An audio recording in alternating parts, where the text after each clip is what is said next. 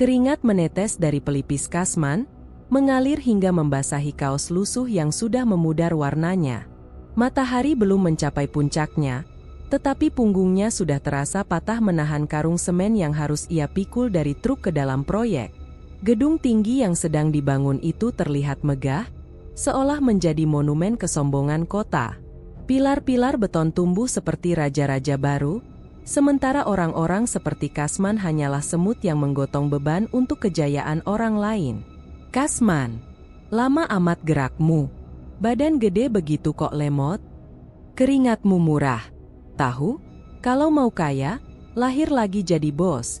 Suara mandor Darto menggema tajam, menusuk langsung ke harga diri Kasman. Ia berhenti sejenak, menunduk. Rahangnya mengetat. Ia sudah sangat hafal nada hinaan seperti itu. Setiap hari, Darto seolah menemukan celah baru untuk merendahkannya. Namun hari itu terasa lebih menyakitkan. Mungkin karena perutnya sejak pagi hanya terisi teh tawar. Atau mungkin karena semalam, saat menelepon Bu Siti, istrinya, ia tak sanggup berkata apapun soal uang sekolah anak mereka, Roni, yang masih menunggak 2 bulan. Maaf, Pak, jawab Kasman lirih, meski dalam hatinya berkobar api yang sulit dikendalikan. Darto mencibir, lalu menendang satu sak semen yang belum terangkut. Jangan maaf-maafan doang. Hasil kerja.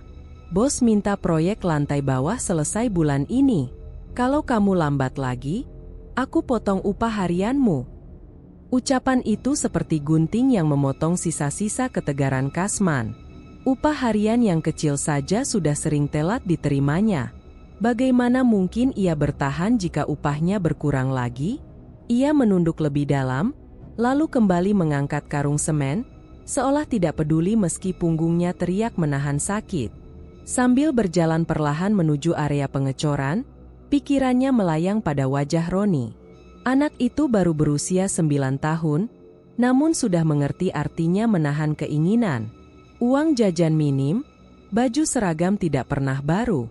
Kasman selalu berjanji akan memberikan kehidupan yang lebih baik, tapi kenyataannya ia hanya bisa memberi harapan kosong.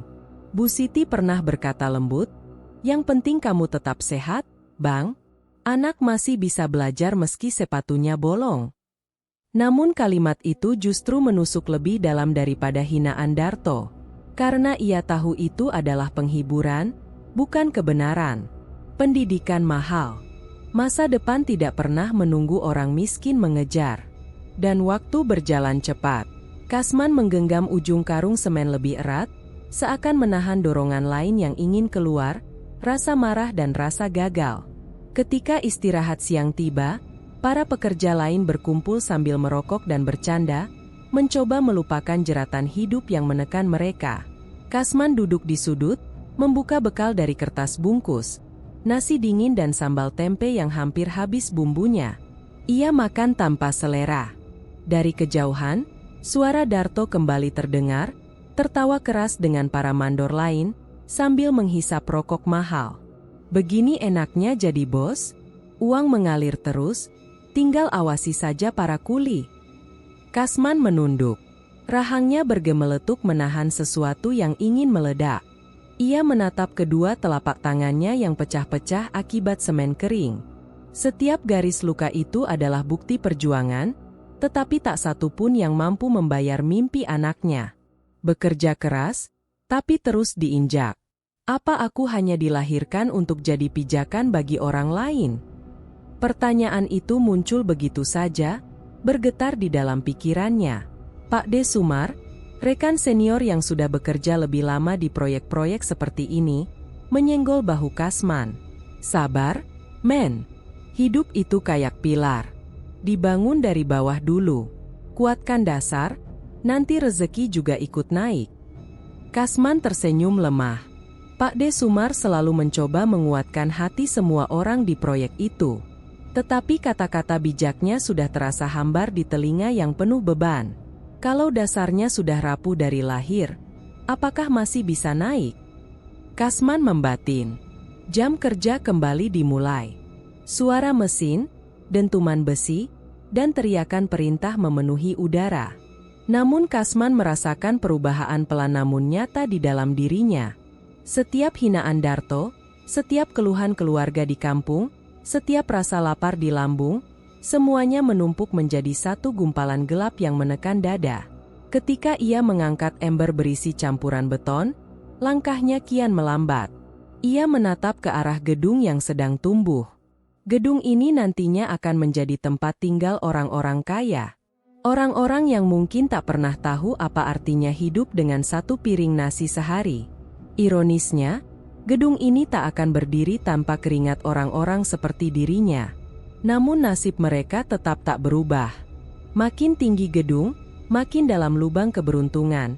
Gumamnya pelan, seakan kalimat itu muncul dari sisi dirinya yang selama ini terkubur. Darto mendengarnya dan langsung berseru tajam. Daripada ngelamun, kerja. Kalau mau kaya, lahir lagi jadi bos. Kata-kata itu, sekali lagi, menghantam seperti palu besar ke pikirannya. Namun kali ini terasa ada sesuatu yang patah, lalu berubah.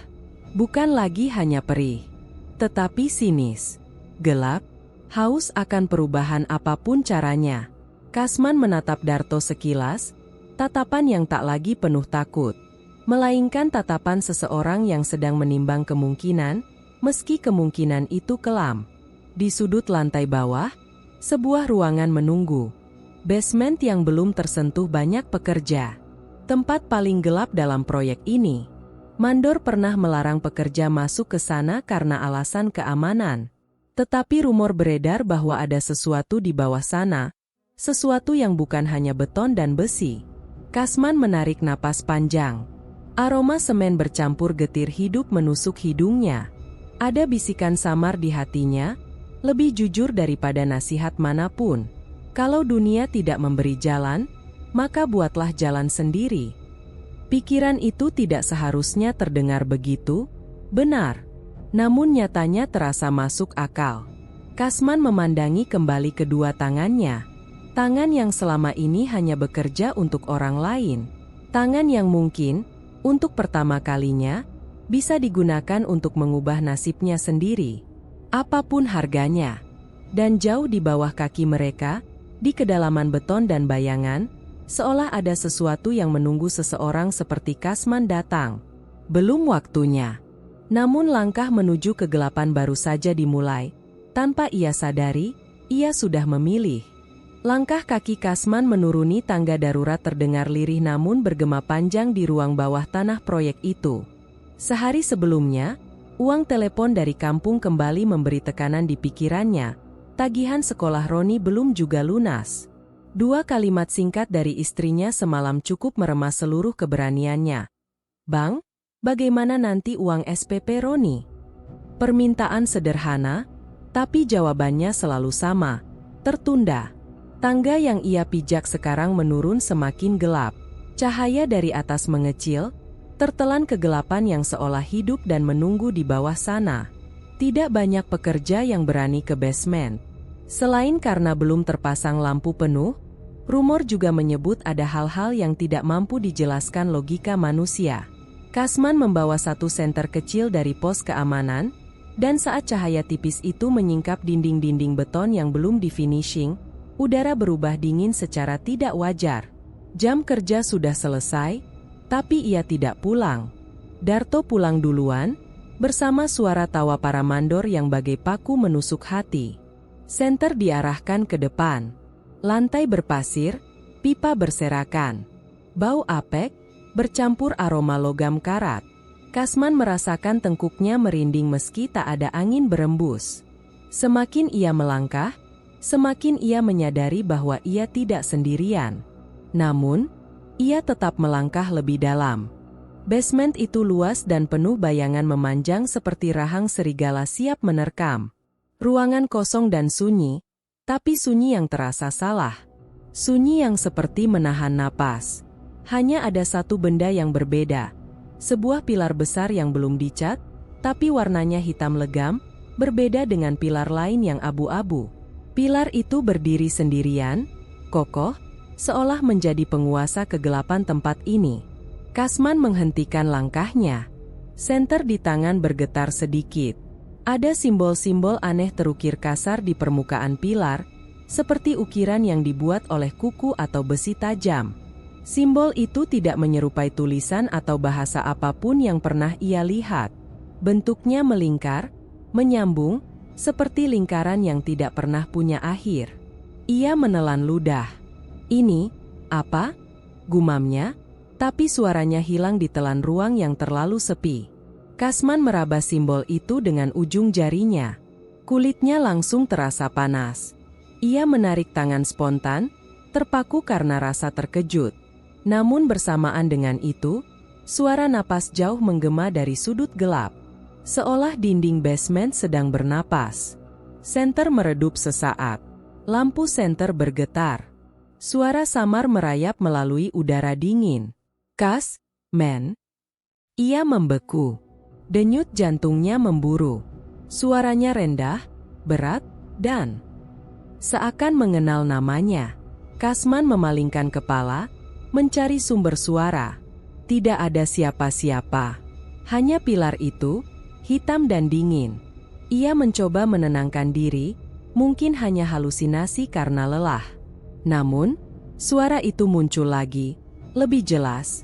"Mau kaya?" Kasman mundur satu langkah, tumitnya menabrak pipa baja yang membuat suara cukup keras. Ia terpeleset duduk di lantai yang lembab. Senter kembali terarah pada pilar tersebut. Kini garis-garis simbol yang sebelumnya tampak tak berarti justru terlihat lebih jelas, seolah menyala samar di telan cahaya senter. "Siapa di sana?" seru Kasman, berusaha terdengar berani padahal dadanya sesak. Hening beberapa detik. Lalu sebuah bisikan lagi, sangat dekat, seperti berada tepat di belakang telinganya. "Dekati aku." Kasman bangkit pelan, napasnya memburu. Ia tak berani menengok ke belakang. Senter kembali ia arahkan ke pilar. Cahaya itu menyingkap sesuatu yang nyaris tidak ia sadari sebelumnya. Bekas-bekas noda merah kecoklatan di sudut dasar pilar. Seperti noda darah. Kasman menelan ludah, takut sekaligus penasaran. Ia mendekat lagi, meski tubuhnya berusaha menolak. Pikirannya bercampur antara rasa ingin tahu dan dorongan yang entah dari mana datangnya. Ia menyentuhkan lagi tangannya pada simbol itu. Kali ini panasnya berubah menjadi dingin, sedingin es yang mencengkeram tulang. Dan suara itu kini terdengar bergema dari dalam pilar, bukan dari udara. "Bantu aku bantu kamu." Kasman memejamkan mata. Suara itu terasa seperti masuk ke dalam kepala, bukan ke telinga. Ia mencoba menepisnya, tapi suara itu kembali, lebih lembut, lebih mendesak. "Aku tahu kamu ingin anakmu sekolah. Aku tahu kamu ingin pulang dengan kepala tegak. Hanya kamu yang bisa membangun pilar ini, dengan harga yang tepat." Pilar itu bicara. Iblis. Atau sesuatu yang jauh lebih tua dari kata iblis. Kasman mundur 2 langkah, tapi matanya tidak bisa lepas dari pilar itu. Senter tiba-tiba mati. Gelap total menelan segalanya. Kasman panik, menekan tombol senter berulang kali, namun percuma. Dalam gelap itu, ia mendengar langkah-langkah, pelan, menyeret, mendekat. Napasnya tertahan. "Ada, siapa?" Suaranya pecah. Dan kemudian, sentuhan dingin menempel di bahunya. Kasman berteriak, lompat sembarangan, meraba-raba dinding, mencari arah naik kembali. Jarum waktu seperti memanjang. Setiap detik terasa abadi. Suara itu kembali datang, tepat dari bawah ijakannya. "Jangan pergi. Baru mulai." Kasman menabrak pipa, lalu menemukan tangga dengan menelusuri dinding. Ia memanjat secepat yang bisa dilakukan tubuh letihnya. Saat sampai di lantai atas, cahaya dari lampu proyek menyambutnya lagi, tapi rasa aman tidak ikut naik bersamanya. Ia menoleh ke bawah. Basement kembali diam. Gelap, seolah tak terjadi apa-apa. Namun Kasman tahu, ia sudah memulai sesuatu yang tidak bisa ia hentikan. Tangannya masih terasa dingin bekas sentuhan itu. Darahnya berdesir. Tetapi di balik ketakutan, terbit pula sesuatu yang lebih berbahaya. Harapan yang dipoles kegelapan. Jika benar itu jalan menuju kehidupan yang lebih baik, apakah ia akan menolaknya? Kasman menatap ke bawah untuk terakhir kalinya, sebelum menutup pintu basement perlahan. Di bawah sana, suara samar tertawa pelan, menunggu, mengundang. Dan dalam hati Kasman yang bergetar ketakutan, sebuah pintu sudah terbuka. Kasman masih merasakan hawa dingin yang menusuk ketika kakinya melangkah menjauhi pilar hitam itu. Suara gaib yang tadi hanya seperti desahan samar kini membekas di kepalanya, seolah menggores bagian dalam pikirannya dengan kuku panjang yang tak terlihat. Napasnya memburu. Ia berhenti di lantai yang remang, mencoba mencari nalar dalam kekacauan pikirannya. Ia teringat gajinya yang selalu mentok, uang yang tak pernah cukup untuk biaya sekolah anaknya. Tapi memikirkan hal itu saja tidak membuat keputusan menjadi lebih mudah. Ada sesuatu yang jauh lebih gelap menunggu jika ia melanjutkan langkah ke arah penawaran yang menggiurkan itu. Kasman menyandarkan punggungnya ke dinding dingin, menutup mata. Namun suara itu kembali, kini lebih jelas, lebih tegas, seperti berada tepat di belakang telinganya. Aku bisa memberimu hidup yang layak, gumam suara itu. Anakmu akan tertawa tanpa rasa lapar. Istrimu tidak menangis lagi menunggu uang kiriman. Kasman membuka mata dengan kasar, menelan ludah yang terasa seperti lumpur. Apa maumu? Suaranya pecah, terdengar seperti orang yang baru saja kehilangan pegangan. Cahaya lampu redup di basement berkedip-kedip, menyingkap bayangan yang memanjang dan menyempit di dinding beton. Pilar hitam itu berdiri tak bergerak, tapi atmosfer sekitarnya seolah hidup. Seolah sesuatu sedang menunggu, memandang, berharap. Suara itu terdengar lagi, lebih dalam, bergema dari segala arah. Sederhana, taburkan paku ke dalam helm seorang rekan. Biarkan ia mati di sini, di bawah beton yang akan meninggikanmu. Kasman memejamkan mata kuat-kuat, tetapi imajinasi justru memunculkan wajah teman-temannya. Mereka sama-sama jauh dari kampung, sama-sama berpeluh demi upah harian yang sering dipotong sesuka hati mandor. Ia melihat bayangan mereka tersenyum, bercanda, menyemangati satu sama lain agar kuat menjalani hidup berat ini. Tidak, aku bukan pembunuh. Kasman menggeleng keras, tubuhnya gemetar. Suara itu tidak marah. Ia malah terdengar sabar, bahkan lembut. Kau hanya menukar satu nyawa, untuk masa depan keluargamu. Apakah itu terlalu mahal? Atau kau lebih memilih melihat anakmu gagal sekolah? Istrimu menjahit sampai punggungnya membungkuk? Kau ingin terus dihina sebagai kuli selamanya? Kata-kata itu menusuk lebih dalam daripada paku manapun. Kasman memegang kepalanya, otaknya terasa seperti diremas. Kebencian yang selama ini ia tekan pelan-pelan naik ke permukaan, kebencian pada hidup yang tak memberi pilihan, pada mandor yang selalu menginjak harga dirinya, pada kenyataan bahwa kerja keras bukan jaminan kesejahteraan. Kasman mencoba bicara tetapi suaranya hilang. Suara itu menekan lagi, dingin dan logis. Lihatlah dirimu. Lelah. Putus asa.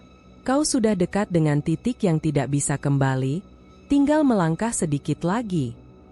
Kasman terpaku memandangi tangannya sendiri, penuh luka lecet akibat besi dan semen. Tangan seorang pria yang bekerja tanpa henti, namun tidak pernah meraih apa-apa. Tapi, siapa korbannya? Suaranya mengalir nyaris tanpa kehendak. Pilar hitam seakan berdenyut halus. Lalu dari bawah lantainya terdengar suara retak kecil seperti napas batu yang membangunkan diri. Siapapun yang kau pilih, jawab suara itu. Tidak ada yang akan meragukan kecelakaan kerja. Mereka mati satu persatu setiap tahun, namun dunia tetap berdiri tenang. Kasman merasa mual. Rasanya ingin muntah membayangkan darah bercampur semen. Tubuh yang terkubur dalam pilar yang akan berdiri megah dipuji banyak orang. Nama pahlawan tak tertulis di dunia ini, lanjut suara itu. Tapi nama bos akan dikenang. Kau ingin dikenang, bukan? Kasman membayangkan dirinya mengenakan helm putih mandor, bukan helm biru kuli. Gaji besar, gengsi, pulang ke kampung membawa sepeda motor baru untuk anaknya. Semua orang memandangnya kagum, bukan kasihan. Bayangan itu memabukkan, dan itu membuatnya merasa semakin kotor. "Tolong, beri aku waktu." Suaranya melemah, hampir menjadi bisikan. "Kau sudah mengambil waktumu selama bertahun-tahun dalam kesia-siaan." Suara itu meresap seperti bisikan racun. "Kesempatan tidak datang dua kali. Proyek ini akan segera selesai. Jika kau tidak bertindak sekarang, orang lain akan mengambil berkah yang seharusnya menjadi milikmu." Kasman mengusap wajahnya yang berkeringat dingin. Nafasnya naik turun cepat, serak, tidak teratur. Suara itu memberikan pukulan terakhir, kalimat yang membuat keputusan Kasman goyah sempurna. "Keluargamu menunggu pahlawan, atau pecundang yang pulang dengan tangan hampa." Kasman membeku. Hatinya yang selama ini masih punya sisa kebaikan seperti terhimpit di sela beton, hampir kehilangan napas. Ia menunduk, tangan mengepal kuat sampai buku-bukunya memutih. Dalam hening yang hampir melumpuhkan itu, pilar bergetar amat pelan, memberi sinyal kesiapan. Kasman menatap pilar hitam itu sekali lagi. Ia tahu bahwa apapun yang akan ia lakukan berikutnya, ia sudah berdiri di perbatasan yang tak bisa dilewati tanpa kehilangan bagian dari dirinya. Dan ia tahu, suara itu benar dalam satu hal. Kesempatan seperti ini tidak datang dua kali. Kasman menahan napas, lalu mengangguk pelan, sangat pelan, seolah mengakui bahwa ia telah kalah dalam pertempuran melawan nasib. Di balik kedipan lampu yang kacau, terdengar suara seperti tawa rendah, dan lantai di sekitar pilar meretakkan diri perlahan, seolah sedang membuka rahasia yang telah lama terkubur. Kasman mundur, namun pandangan matanya tidak pernah lepas dari pilar hitam itu. Ia tahu apa yang harus ia lakukan. Dan untuk pertama kalinya dalam hidupnya, ia takut bukan pada kemiskinan, tapi pada dirinya sendiri. Fajar baru saja menyentuh langit saat Kasman tiba paling awal di proyek. Angin pagi terasa menusuk kulit, namun tidak sedingin sesuatu yang kini berdiam di dalam hatinya. Ia menggenggam helm kerjanya, sementara kantong kecil berisi paku tersembunyi di balik seragamnya. Tangannya berkeringat, bukan karena pekerjaan, tapi karena niat yang hampir tak sanggup ia akui. Di kejauhan, sosok tua berjalan terseok-seok sambil menguap lebar. Pak De Sumar, orang pertama yang selalu datang setelah Kasman. Pria parubaya, lebih tua sedikit darinya. Mereka sering berbagi rokok, bercanda soal kampung, dan saling menguatkan ketika mandor memaki. Hari ini, dialah yang akan mati. Kasman menunduk ketika Pak De mendekat. Ia berusaha menyembunyikan wajah yang terasa seperti topeng rapuh. "Pagi, men," sapa Pak De ringan sambil menepuk pundaknya. "Semalam tidur nyenyak? Aku mimpi panen besar di kampung." "Hahaha." Kasman tersenyum kaku. Mimpi itu akan tetap menjadi mimpi. "Pagi, De," suaranya serak, hampir tidak terdengar. Mereka berjalan berdua menuju area lantai 4 yang masih dalam tahap pemasangan besi tulang pilar. Angin bertiup cukup kencang, membuat kain pengaman berkibar seperti bendera kematian. Kasman berjalan pelan, memegang erat helm kerjanya yang sudah ia persiapkan. Di satu titik, Pak De berhenti sambil mengeluh kecil. "Helmku di bawah, masih ketelisut sama sarung tangan kemarin. Kau punya helm cadangan? Nanti dimarahin Darto kalau nggak pakai." Kasman terdiam. Inilah momen yang ia tunggu, tetapi juga momen yang paling ia takuti. Ia meraih helm biru yang terlihat biasa. Tak ada yang tahu bahwa di dalamnya, paku-paku sudah tersusun terbalik seperti jebakan maut yang menunggu kulit kepala sebagai korban pertamanya. "Tadi aku bawa 2, ujar Kasman, mencoba memasang ekspresi tulus. "Pakai punya aku aja dulu, De." "Oh, syukur toh." Pak De tertawa kecil tanpa curiga. "Terima kasih, men. Kau paling perhatian." Kalimat itu menghantam dada Kasman seperti godam baja. Kasman memalingkan wajah saat Pak D mengangkat helm itu dan memasukkannya ke kepala. Suara denting paku menyentuh kulit membuat napas Kasman terhenti. Pak D tidak merasakan apa-apa? Belum. Dari bawah, suara lantang Mandor Darto menggema. "Hei, yang di atas, ayo kerjanya. Jangan lelet." Kata, "jangan lelet," biasanya membuat Kasman mendidih. Tapi kali ini ia justru merasa mual. Ia menunduk dan pura-pura merapikan besi, padahal kedua tangannya bergetar hebat. Pak D mulai memasang besi tulangan, berjalan di tepian dekat rongga pilar yang belum dicor. Angin semakin keras. Lantai di bawahnya masih licin oleh sisa air. Kasman menatap setiap langkahnya. Ia terus berdoa dalam hati, entah memohon kekuatan atau pengampunan. Lalu kejadian itu datang lebih cepat dari dugaan. Saat Pak D menunduk, helmnya bergeser sedikit. Paku yang menunggu di dalam menusuk kulit kepalanya. Seketika tubuhnya tersentak. Pegangan tangannya pada besi terlepas. "Men!" Suara itu terputus saat ia terpeleset. Waktu berjalan lambat. Kasman ingin berlari, ingin menarik tubuh itu sebelum jatuh. Namun kakinya terpaku. Hatinya berteriak, tetapi tubuhnya membeku. Pak D tersungkur ke arah sisi lubang pilar. Benturan pertama menghantam kepalanya. Paku-paku masuk lebih dalam, darah menetes seperti tinta merah di dinding beton. Kasman merasakan tubuhnya mati rasa saat Pak D terguling ke dalam rongga pilar. Suara tulang retak terdengar samar. Jeritan tertahan melengking memenuhi udara, bukan pekikan panjang, hanya tangisan singkat seseorang yang terkejut bahwa hidupnya hampir usai. "Kas, men?" Suara serak memohon terdengar dari kedalaman pilar. Kasman melangkah maju selangkah, lalu berhenti. Ia menutup mata ketika suara itu berubah menjadi rintihan sakit yang semakin pelan, semakin dalam, hingga akhirnya menghilang seperti ditelan perut bumi.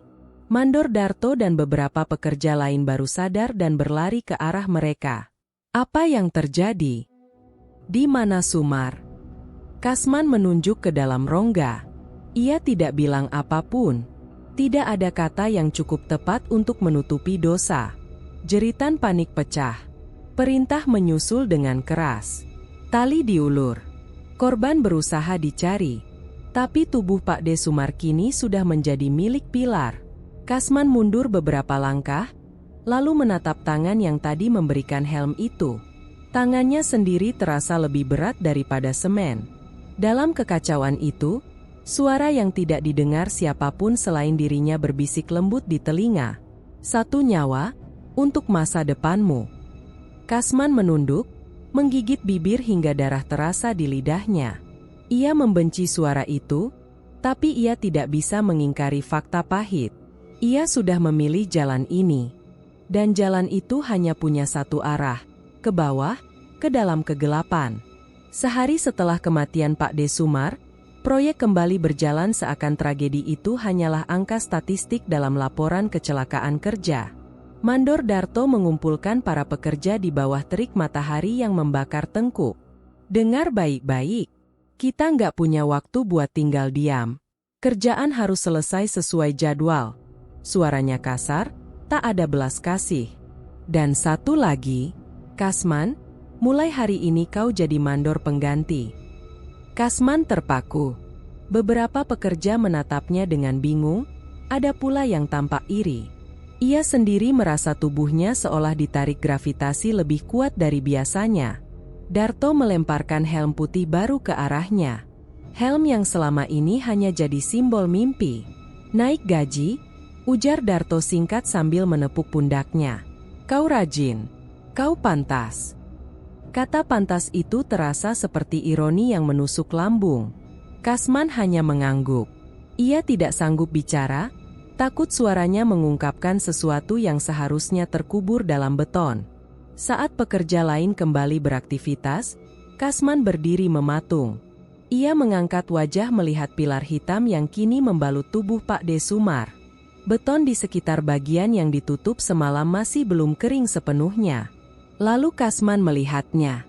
Dari retakan tipis di beton, Sesuatu yang menyerupai jari mencuat. Tangan keriput berdebu semen. Bentuknya samar seperti ilusi panas, namun terlalu nyata untuk disebut hayalan. Kasman mundur spontan, jantungnya menghantam dinding dada. Ia berkedip, dan tangan itu menghilang. Bayangan? Atau kenyataan? Ia tidak tahu. Istirahat siang, Kasman duduk di area bayangan bangunan sambil memegang ponselnya. Ia ragu menekan nomor istrinya. Namun ketika suara perempuan itu menyapa, hatinya meleleh sekaligus membatu. "Mas, aku baru aja terima uang transfer. Banyak sekali. Tadi perusahaan ada bonus." Kasman menjawab singkat. "Kamu belikan yang perlu dulu. Anakmu bisa bayar seragam sekolah. Besok aku ke pasar." "Mas, terima kasih. Aku bangga padamu." Kalimat itu justru menusuk seperti pisau tumpul. Kasman menatap tangannya yang gemetar. Uang ini berasal dari darah seseorang yang memanggilnya teman. Sebelum air matanya jatuh, ia buru-buru mengakhiri panggilan. "Kubilang apa?" Suara gaib itu muncul, seolah mengintip dari balik pikirannya. "Satu nyawa saja sudah mengubah banyak hal. Kau ingin berhenti di sini?" Kasman mengepalkan tangan kuat-kuat hingga kuku menembus kulit. "Hentikan," geramnya pelan. "Jika kau berhenti," bisikan itu semakin tajam, "semua yang kau dapatkan akan hilang. Dan lebih dari itu, roh yang kau kubur tidak akan diam-diam saja." Kasman membanting ponsel ke lantai lalu menghela napas kasar. Ia menatap sekeliling, para pekerja lain masih sibuk bekerja, tidak satu pun menyadari bahwa di antara pilar menjulang ini, ada kematian yang bersarang. Sore hari, Kasman sedang mengawasi pengecoran ketika suara besi bergesek terdengar dari dalam pilar yang memakan Pak D. Ia menoleh spontan, lalu melihatnya lagi. Sebuah tangan lusuh mencuat lebih jelas. Kali ini tidak hanya jari, tetapi telapak yang terjulur, seolah berusaha keluar dari dalam dinding beton. Kasman ingin berteriak, namun tenggorokannya terkunci. Tangan itu mencakar-cakar permukaan, meninggalkan bekas goresan tipis di beton yang belum mengeras sempurna. Goresan itu membentuk pola yang perlahan-lahan ia pahami. Kasman. Tubuhnya langsung membatu. Napasnya tersedak udara panas. Lalu tangan itu menyusut kembali ke dalam, seperti ditelan kedalaman kelam yang tidak pernah puas. Kasman memejamkan mata. "Ini hanya halusinasi," gumamnya berulang. Ia hampir meyakinkan dirinya. Hampir. Namun ketika membuka mata, bekas goresannya masih ada. Pekerja lain memanggilnya. "Bang, beton di sini udah siap, perlu dicek." Kasman menyahut dengan suara yang dipaksakan tegar. Ia berjalan mendekat, namun setiap langkah terasa seperti menapaki kuburan hidup yang ia gali sendiri. Ia berdiri dekat tepi lantai atas dan memandang para pekerja yang sibuk dengan dunia yang menurut mereka adil. Mereka percaya segala usaha akan dibalas setimpal. Kasman kini tahu itu bohong besar. Ia naik pangkat bukan karena kerja keras. Uangnya bertambah bukan karena keadilan. Semua itu dibangun dari tubuh yang kini terjerat dalam pilar dan memanggil namanya dari bawah tanah. Dan ia tahu, iblis tidak pernah memberi satu keping pun tanpa menagih puluhan kali lipat. Kasman memegang helm putihnya erat-erat. Rasanya dingin di tangan, namun ternyata jauh lebih berat daripada helm birunya dahulu. Ia menatap langit yang mulai gelap. Matahari meredup di balik kren dan rangka besi, seolah ikut menyimpan rahasia kelam di proyek ini. Keputusan sudah dibuat, jalan ini sudah dipilih, dan langkah-langkah berikutnya tidak akan pernah bisa kembali. Sejak kenaikan pangkat itu, Kasman selalu pulang paling akhir. Bukan karena tuntutan pekerjaan, melainkan ketakutan pulang ke kamar kos gelap dan sepi.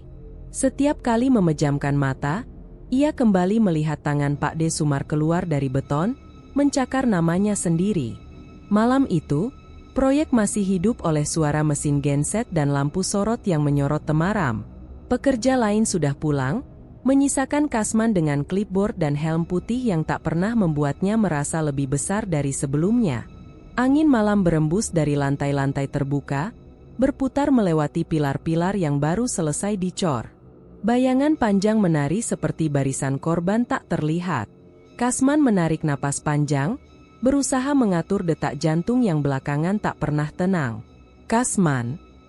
Suara itu datang pelan, lembut, hampir seperti hembusan angin. Kasman mendongak cepat. Tidak ada siapapun. Ia menelan ludah, memaksa dirinya berjalan memeriksa tiang-tiang beton yang mengelilinginya. Lampu sorot memantulkan bayangan tubuhnya yang tampak terdistorsi. Ada saat-saat di mana bayangan itu terasa seperti bukan miliknya. "Men, kedinginan di sini." Suara lain, lebih jelas. Kasman berputar. Suaranya datang dari pilar yang ia tahu persis menyimpan tubuh Pak D. Ia melangkah mendekat. Setiap langkah terasa seperti menyerahkan diri kepada sesuatu yang menunggu dalam gelap. Ia tempelkan telinganya ke beton dingin. Hening. Namun hening yang seperti menahan sesuatu yang ingin keluar. Kasman menahan napas. Lalu, tump. Benturan keras dari dalam beton. Kasman terjungkal satu langkah ke belakang, tangan kehilangan kekuatan sesaat. Mata terbuka lebar, berusaha membedakan realita dari rasa bersalah yang menikam. "Kas, tolong." Itu suara Pak D. Tidak mungkin ia salah dengar.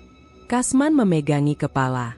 Suara itu bukan datang dari telinga, tapi dari dalam kepalanya. Dari tempat di mana rasa bersalah berakar semakin dalam. "Enggak," gumamnya. Aku terpaksa." Pilar itu bergemeletuk pelan, seperti seseorang menggerakkan tubuh di dalamnya. Titik-titik semen kering rontok ke lantai. Kasman mundur lagi. "Tidak, ini hanya stres. Aku cuma lelah."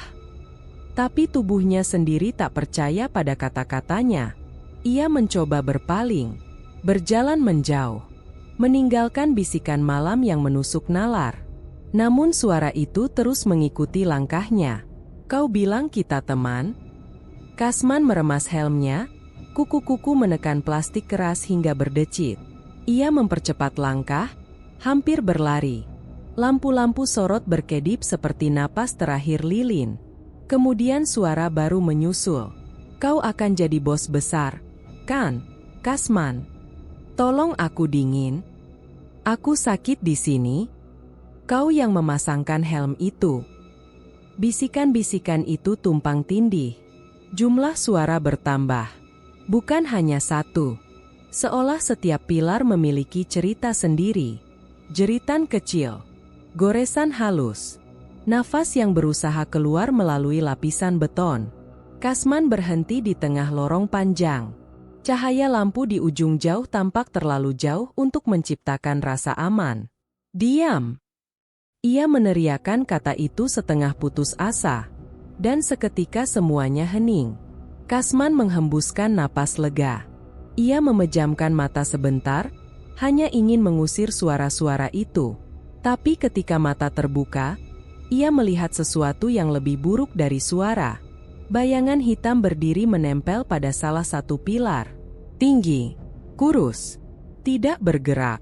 Seolah menyatu dengan dinding beton yang gelap. Tidak memiliki wajah, tapi memiliki tangan yang menggantung lemas, meneteskan debu semen. Kasman menegang. Tidak sanggup melangkah. Tidak sanggup berpikir. Bayangan itu kemudian memiringkan kepala pelan ke kiri, lalu ke kanan, seperti mengamati mangsa. Kasman mundur selangkah. Dengkulnya hampir roboh. "Surga bagi yang kaya." Suara iblis terdengar dari arah bayangan itu, dingin dan tajam, dan neraka untuk mereka yang membangun surga itu. Bayangan itu melesat ke arah pilar lain tanpa suara, lenyap seolah berpindah dimensi. Kasman memekik pendek dan lari tanpa peduli arah. Napasnya memotong paru-paru sendiri. Ketika ia berhenti, ia sudah berada dekat tepi lantai keempat yang belum dipasangi pagar pengaman. Angin malam menusuk tubuh dan rasa mual memanjat tenggorokannya. Kasman memandang kota dari atas. Lampu-lampu gedung lain tampak tenang, jauh dari jeritan yang mengurungnya. Dunia di bawah tidak tahu bahwa satu nyawa terkurung di beton, dan suaranya barusan mengemis keluar. Kasman memejamkan mata, menenangkan diri dengan sangat sulit. Lalu suara iblis itu kembali berbisik. Tidurlah kalau bisa, tapi ingat, pilar-pilar ini tidak akan pernah diam. Kasman merasa udara di sekelilingnya berubah dingin, terlalu dingin bagi malam kota. Bau besi dan darah seolah mengendap di tenggorokannya. Ia tahu tidur malam ini tak akan datang. Dan jika datang, mungkin ia tidak ingin bangun. Karena di balik dinding-dinding beton yang tampak kokoh itu, ada bisikan yang menunggu, menghitung, memanggil namanya. Angin sore membawa debu dari arah jalan besar, terbang melintas pagar proyek dan menyelip di sela-sela besi penyangga yang bergetar saat para pekerja memijaknya. Kasman berdiri di tepi area pengecoran, helm proyek menutupi wajahnya yang pucat. Tangannya gemetar menahan clipboard yang tak benar-benar ia baca. Ada jeda aneh di dalam dadanya, antara ketakutan dan keharusan, yang terus mencengkeram setiap kali ia menatap pilar hitam itu. Suara bisikan masih sesekali hadir di telinganya sejak semalam, suara serak yang seperti terperangkap dalam rongga beton, mengulang pelan. Aku, dingin, tolong. Kasman menahan napas. Ini bukan saatnya hilang kendali. Ia harus terlihat seperti mandor profesional, pekerja yang bertanggung jawab. Semua orang kini memandangnya lebih tinggi. Semua itu berharga, bukan? Di area pengecoran tengah, Wawan berdiri sambil mengecek posisi papan landasan. Ia pekerja lama, keras kepala dan suka protes aturan keselamatan, tapi juga yang paling tahu seluk-beluk mesin cor. Tadi pagi, ia sempat menegur Kasman soal pilar hitam itu. Kenapa cor pilar itu warnanya beda? Men, kayak, nggak beres? Kata Wawan sambil menunjuknya dengan dagu. Kasman pura-pura tak dengar. Tapi Wawan menatapnya dengan kecurigaan yang jelas. Dan sekarang, saat semua orang fokus mengatur alur adukan beton, suara itu muncul lagi. Lebih jelas, tepat di belakangnya. Korban kedua, waktunya. Kasman berbalik cepat. Tak ada siapapun. Peluh dingin mengalir di punggungnya meski matahari masih tinggi. Ia mencoba kembali fokus. Galian aman? Papan sudah kuat? Suaranya bergetar. Wawan menjawab santai. Tenang, gue udah 3 tahun di sini. Aman. Namun Kasman memperhatikan bagaimana papan yang menopang langkah Wawan tampak miring. Sekrupnya longgar. Bukan karena kelalaian, tadi pagi sebagian sudah dicek ulang. Ini seperti disengaja. Suara lain muncul dari pekerja di dekatnya. Gumaman. Tatapan yang bukan hanya sekadar menilai kompetensinya sebagai mandor, tapi mencurigai segala keputusan yang ia buat sejak promosi. Kenapa Pak De Sumar bisa jatuh waktu itu? Katanya kecelakaan. Tapi kok aneh ya? Bisikan-bisikan itu menusuk. Kasman mengatur napas. Ia harus menjaga kendali sosial. Jangan sampai terlihat seperti pelaku. Namun di dalam kepalanya, bayangan pilar hitam itu mengembang, membengkok, seolah membentuk wajah Pak De Sumar yang menyeringai dari balik beton. Satu lagi, lalu uang akan semakin deras. Kasman memejamkan mata. Ia tahu siapa yang diincar. Dan untuk alasan yang sama, ia tak boleh berhenti. Wawan menengok ke arahnya. Men, lu ngapain bengong? Cepat cek aliran cor. Ini udah mau mulai nih. Kasman langkah mendekat, jantungnya berdegup tak beraturan. Wan, papan yang lo injek, yakin kuat? 1000%. Nih lihat. Wawan sengaja melompat sedikit sebagai pembuktian.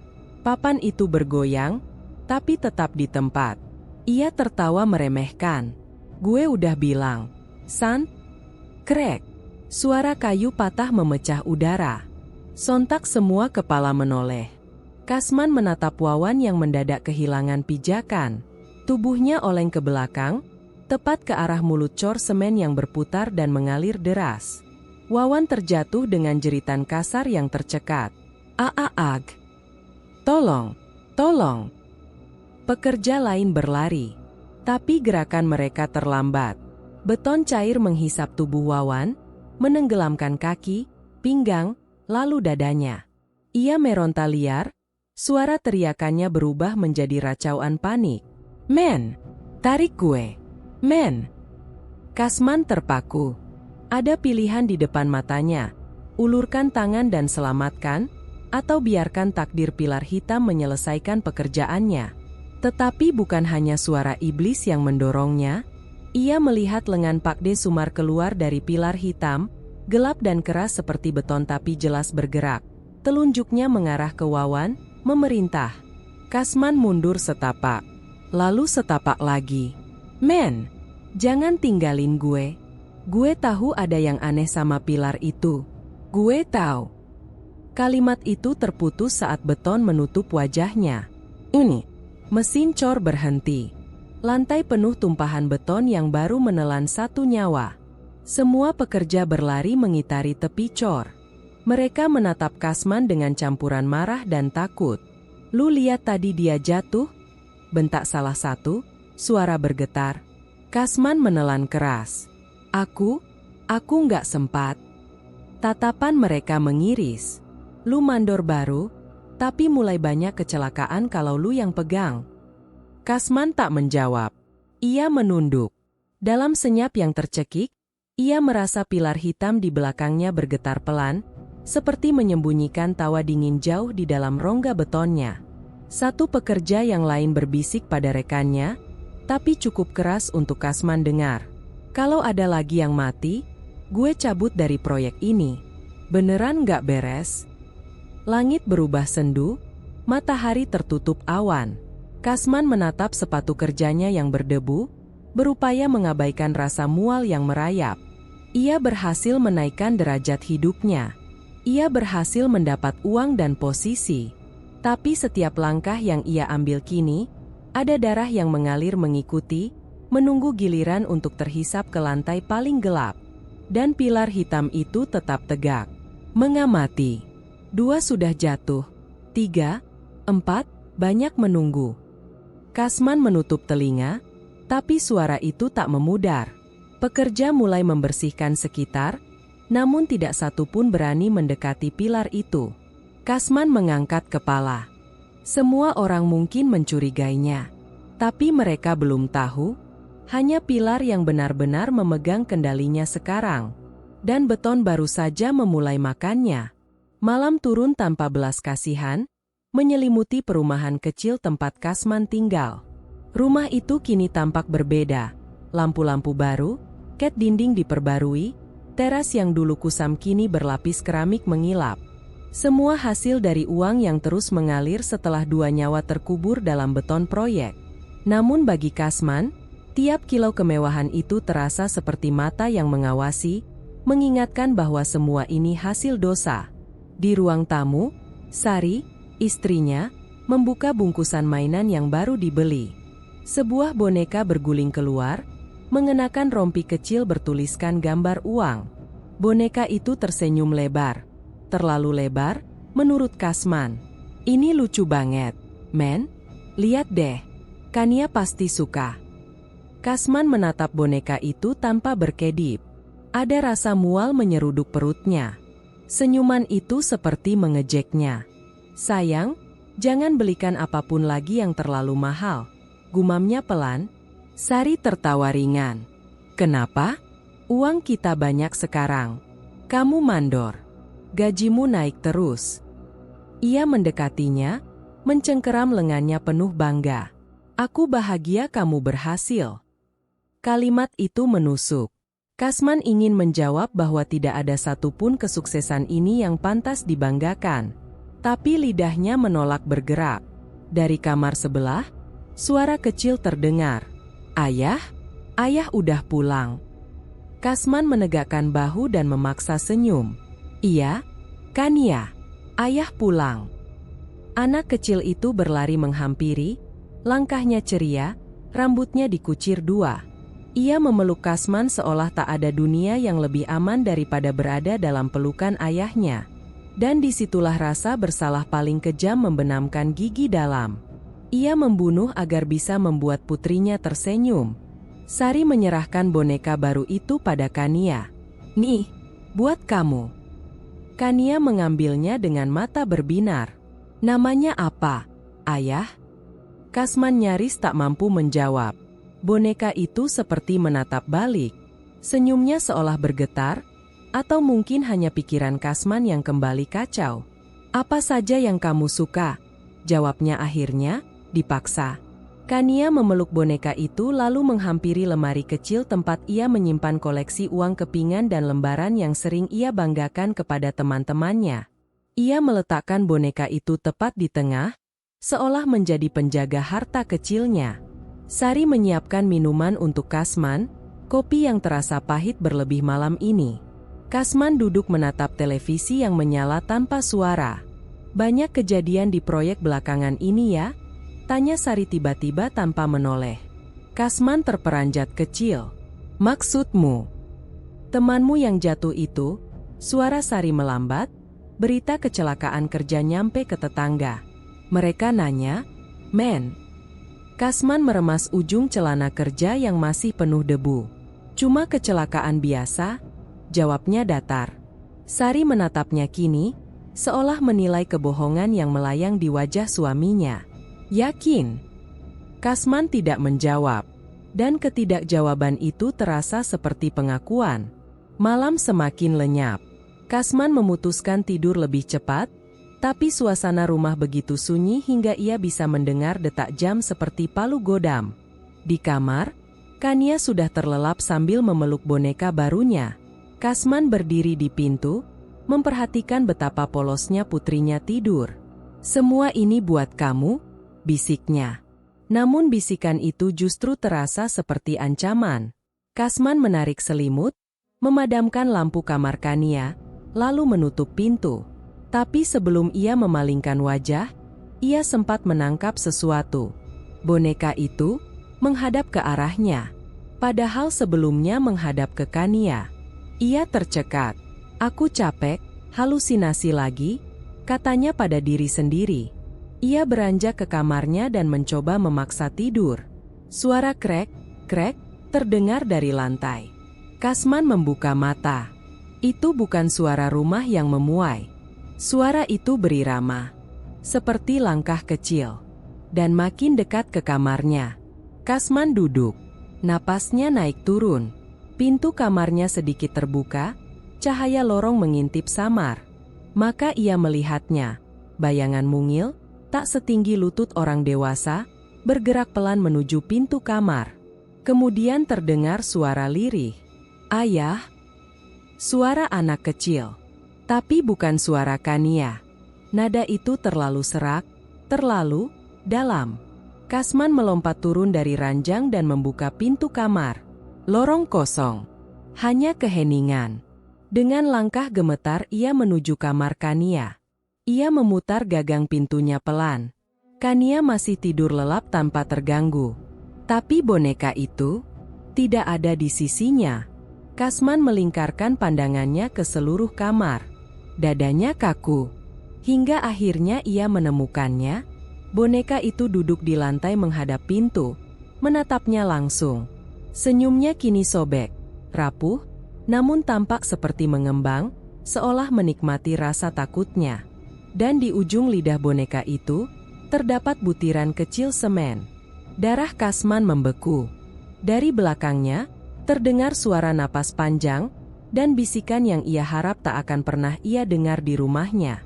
"Uangmu, milik kami."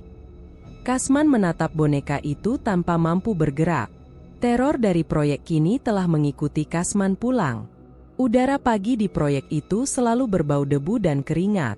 Namun bagi Kasman, aroma itu kini bercampur dengan sesuatu yang lebih menyengat, rasa takut. Setiap langkahnya terasa seperti berada di tanah ranjau, karena setiap salah gerak bisa membongkar semua kejahatan yang telah ia lakukan. Ia berdiri memandangi deretan helm yang tergantung di dinding gudang alat. Mata Kasman memilih satu target. Ridwan, pekerja yang sering menanyakan kematian Pak De Sumar dan Arif. Orang yang terlalu banyak tanya. Orang yang bisa menjatuhkannya kapan saja. Kasman mencoba bernapas lebih tenang. Semuanya demi keluarga, ia membatin. Lagi pula, jika ia terus menunda, proyek akan selesai. Dan saat itu tiba, suara iblis sudah memperingatkan. Masih kurang satu, korban terpenting. Korban terakhir. Dan ia tidak boleh menjadi orang itu. Tangannya gemetar saat menyelipkan paku-paku kecil ke dalam lapisan busa helm Ridwan. Bukan paku besar seperti sebelumnya, kini ia lebih berhati-hati, membuatnya terlihat seperti kecelakaan biasa. Ia menekan busa agar tidak tampak menonjol. Suara langkah mendekat. Kasman terlonjak, menyembunyikan helm itu di balik punggungnya. Ridwan muncul di pintu gudang, mengusap keningnya yang berkeringat. "Kas, lo ngapain di sini sendirian?" Kasman memaksakan senyum. "Ngecek alat. Mandor harus pastikan semuanya aman, kan?" Ridwan menyipitkan mata, seolah ingin menangkap kebohongan. Baguslah lo perhatian. Sekarang proyek ini, kayak ada sialnya. 2 orang mati berturut-turut. Gue mulai mikir ada yang gak benar." Ucapan itu seperti pisau menembus dada Kasman. "Jangan ngomong sembarangan." Suaranya terdengar kasar, defensif. Ridwan mendengus. "Udah gue lapor ke bagian keselamatan. Mereka mulai nyelidikin. Gue gak mau ada kejadian lagi." Kasman menahan napas. Keselamatan proyek menyelidiki? Itu berita buruk. Namun Ridwan belum selesai. "Awas aja kalau gue dapat bukti ada yang sengaja bikin kecelakaan." Kasman merasakan bulu tengkuknya berdiri. Ia menyeringai kaku, mencoba menelan kepanikan. "Semua kecelakaan itu takdir," ujarnya. Ridwan mengambil helmnya sendiri. Tapi sebelum ia mengenakannya, ia mengamati bagian dalamnya. Kok busanya agak longgar ya?" Kasman nyaris kehilangan kendali. Ridwan menekan busanya, memeriksa dengan jari. "Semalam kayaknya nggak gini. Ada yang iseng ya?" Jantung Kasman berdentum kencang. Ridwan hendak memasukkan tangannya lebih dalam ke busa. Tepat saat itu, suara panggilan lantang terdengar dari jauh. "Ridwaan, buruan naik ke atas. Material udah nyampe." Ridwan menoleh. "Yo, Bang." Ia menepuk helm itu 2 kali dan mengenakannya tanpa curiga lebih jauh. Kasman baru menyadari ia menahan napas terlalu lama saat udara kembali masuk ke paru-parunya. Pekerjaan pagi berjalan seperti biasa. Secara tampak, para pekerja mengangkut besi dan semen, suara mesin berisik, percikan logam mengenai permukaan keras. Ridwan berada di ketinggian, mengarahkan kren untuk menurunkan balok beton. Kasman memperhatikan dari bawah. Helm itu sudah berada tepat di tempat semestinya, di kepala korbannya. Namun ketegangan tidak berhenti. Mandor keselamatan telah menanyakan laporan. Jika Ridwan sempat curiga dan berbicara, Kasman meremas genggaman baja yang ia pegang, menahan gemetar. Ridwan memberi tanda ke operator kren untuk memutar beban. Balok raksasa itu berayun dan membentur pilar dengan keras. Tiba-tiba Ridwan memegangi kepala. Ia meringis kesakitan. "Aduh, pusing banget ini." Kasman menatap tajam. Paku itu mulai bekerja. Ridwan berusaha berdiri tegak lagi tapi kehilangan keseimbangan. Ia terhuyung, nyaris jatuh. "Kas, gue turun dulu sebentar." Ia menuruni tangga dengan langkah goyah. Setibanya di lantai dasar, Ridwan langsung menjatuhkan helmnya dan memegangi kepala. Kasman panik. Ridwan tidak langsung mati. Jika ia diperiksa dan ditemukan sesuatu, Ridwan menatap Kasman dengan sorot mata yang mengerikan. Curiga, bingung, kesakitan bercampur jadi satu. "Kas, lo abis ngapa-ngapain helm gue?" "Ya." Kalimat itu membuat dunia Kasman berhenti berputar. "Apa maksud kamu?" Kasman mencoba mengalihkan. Ia mengambil helm itu cepat-cepat seolah hendak memeriksanya. Tapi Ridwan lebih cepat. Ia meraih helm itu kembali dan membantingnya ke lantai. Busa pecah sedikit dan kilauan ujung paku terlihat. Ridwan menatap tajam. Lo jelas-jelas mau celakain gue. Kasman justru mendekat perlahan. Rid, lo salah paham. Ridwan mundur. Nafasnya memburu. Gue bakal laporin lo. Ini udah 2 kali kejadian mati. Dan semua deket sama lo. Panik Kasman berubah menjadi naluri bertahan hidup. Ia tahu jika Ridwan sempat berbicara, semuanya tamat. Kren yang masih mengangkut balok di atas kepala Ridwan bergoyang pelan terkena angin. Kesempatan. Kasman berteriak. Jauh. Balok jatuh. Semua pekerja menoleh panik. Ridwan spontan menengadah. Kasman menarik tuas pengaman kren yang ia tahu jarang diperiksa. Seutas kabel meleset. Balok beton jatuh langsung ke arah Ridwan. Jerit keras, suara tulang remuk, tubuh yang tertindih. Hening. Semua orang berlari panik. Kasman ikut berteriak seolah shock seperti yang lain. Tapi di dalam hatinya, ia tahu ia baru selamat dari ketahuan. Helm Ridwan terlempar ke dekat kaki Kasman. Di dalamnya, paku-paku itu menginjak kebenaran yang terkubur bersama kepala yang membelah lantai. Kasman menunduk perlahan. Helm itu kini memiliki tanda. Bercak darah segar memanjang seperti simbol yang pernah ia lihat di pilar hitam. Simbol iblis mulai mengklaim proyek ini sepenuhnya. Dan Kasman tahu, ia tak bisa mundur lagi. Pagi itu proyek kembali hidup seperti biasa. Suara mesin bor menggema, debu beterbangan, para pekerja berjalan tergesa dengan langkah terbiasa. Namun hari itu ada satu hal yang tidak biasa. Bangku absen yang kosong lebih dari biasanya.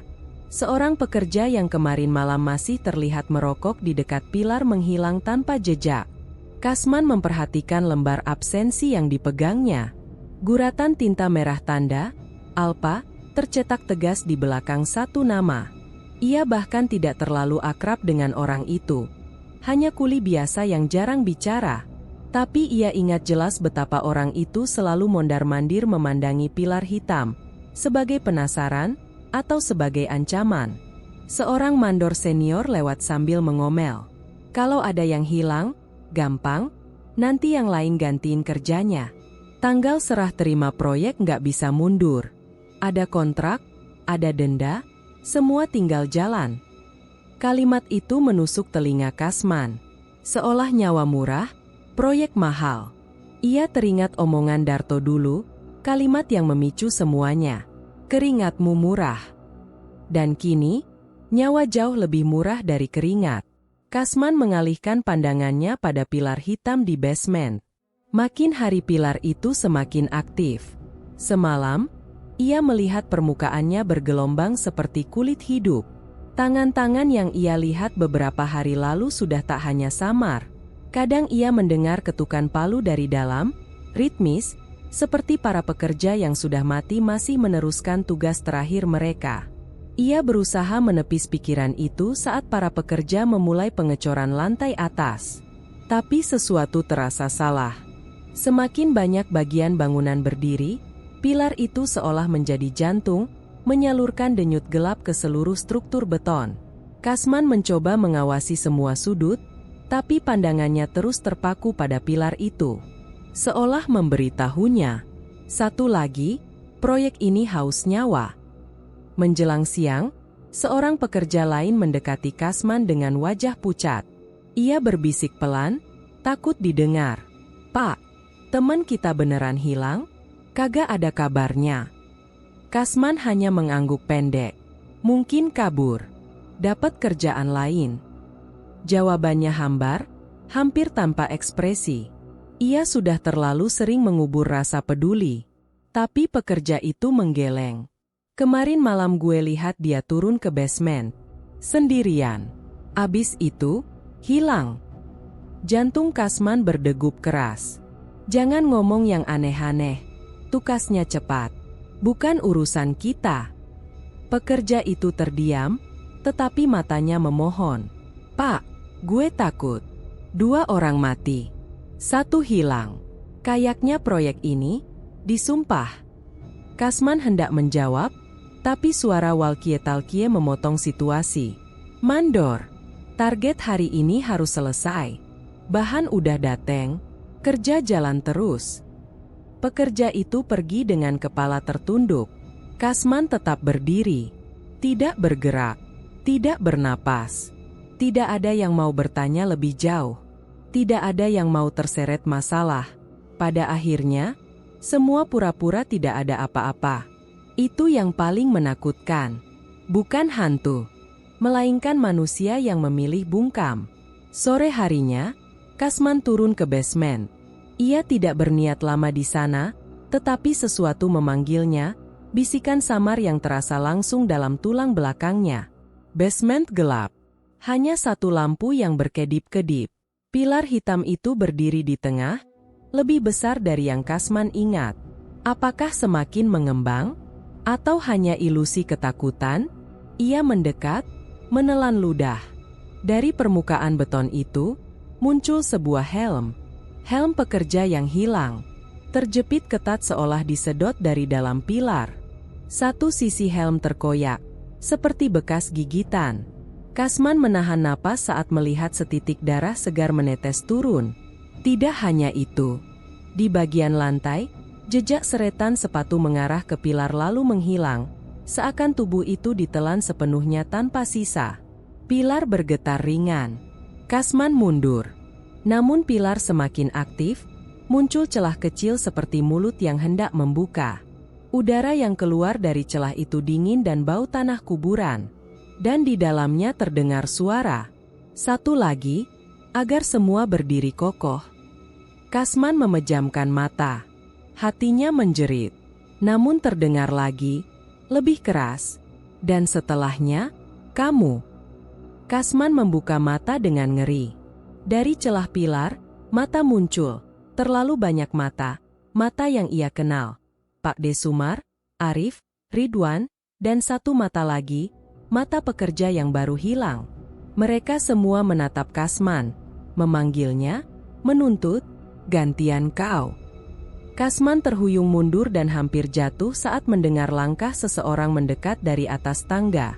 Seorang pekerja memanggil, Pak Kasman, butuh tanda tangan Bapak buat penerimaan semen. Nada suaranya datar, biasa, seolah dunia tidak sedang ambruk di bawah tanah. Kasman menoleh ke arah suara itu, dan ketika ia kembali memandang pilar hitam, semua itu hilang. Helm lenyap, mata lenyap, celah menutup rapat. Basement tampak seperti biasa lagi. Hanya 1 hal yang tertinggal. Kasman memegang telapak tangan kirinya dan merasakan getaran halus pada lantai. Pilar itu masih hidup, dan semakin kuat. Saat ia naik ke atas untuk menandatangani dokumen, ia mendengar percakapan para mandor. Terserahlah pekerja hilang 1-2. Yang penting gedung ini jadi sesuai jadwal. Reputasi perusahaan nomor 1. Tanggung jawab, mereka digaji kok. Urusan keamanan bukan kita. Kasman menghentikan langkahnya. Sekali lagi, kalimat pahit terdengar, kalau nggak kuat kerja, ya mati.